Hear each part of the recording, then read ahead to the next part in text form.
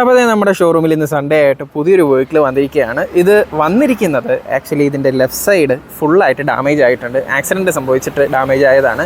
Left ഡോറിൽ നിന്ന് തുടങ്ങുന്ന ഈ ഒരു ഡാമേജ് ബാക്ക് ഡോറിലും അതുപോലെ ക്വാർട്ടർ പാനലിലും റണ്ണിങ് ബോർഡിലും നല്ല രീതിയിൽ തന്നെ ബാധിച്ചിട്ടുണ്ട്. അപ്പോൾ ഇതിനെ കംപ്ലീറ്റ് ആയിട്ട് ഒന്ന് റീസ്റ്റോർ ചെയ്തെടുക്കേണ്ടതുണ്ട്. വണ്ടി ഇൻസ്പെക്ട് ചെയ്ത സമയത്താണ് മനസ്സിലായത് മിറർ ക്യാപ്പ് രണ്ടും തന്നെ സ്ക്രാച്ചസ് ഉണ്ട്. അതുപോലെ തന്നെ ഇതിൻ്റെ ബോണറ്റൊക്കെ അത്യാവശ്യം നല്ല രീതിയിൽ ഫെയ്ഡ് ആയിട്ടുണ്ട്.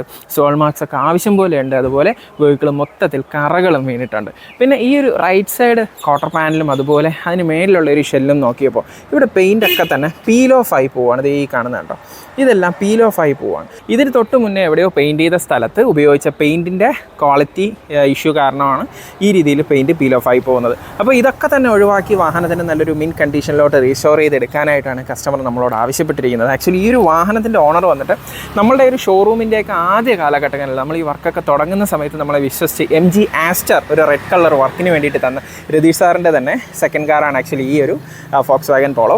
അപ്പോൾ എന്തായാലും ഈ ഒരു വണ്ടിയുടെ വർക്ക് നമ്മൾ ഇന്ന് തന്നെ സ്റ്റാർട്ട് ചെയ്യുകയാണ്. പെയിൻറ്റിങ്ങിനാണ് ആദ്യം നമ്മൾ വണ്ടി കയറ്റാനായിട്ട് പോകുന്നത്. പെയിൻറ്റിങ്ങിന് ശേഷം ഫുൾ ബോഡി പോളിഷിങ്ങും ചെയ്ത് ഇൻറ്റീരിയർ ഡീപ്പ് ക്ലീനും ഒക്കെ ചെയ്ത് വാഹനത്തിനെ നല്ലൊരു ഷോറൂം കണ്ടീഷനിലാക്കി തിരിച്ചു കൊടുക്കണം. അതാണ് നമ്മുടെ ആവശ്യം.